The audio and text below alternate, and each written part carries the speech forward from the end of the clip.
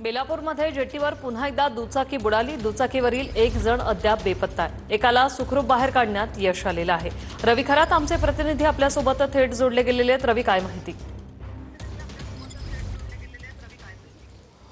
नक्की रुशाली, आपण पाहतो की बेलापूर ध्रुवतारा जेटीमध्ये पुन्हा एकदा एक धक्कादायक प्रकार समोर आलेला आहे। आपण दृश्यामध्ये पाहतो की हीच ती बेलापूर ध्रुवतारा ती जेटी आहे। या जेटीमध्ये आज सकाळी पहाटे आपण 5:30च्या दरम्यान एक बाईक होती, ती बाईक चक्क आली आणि ह्या जेटीच्या या खाडीच्या पाण्यात ती बुडालेली आहे।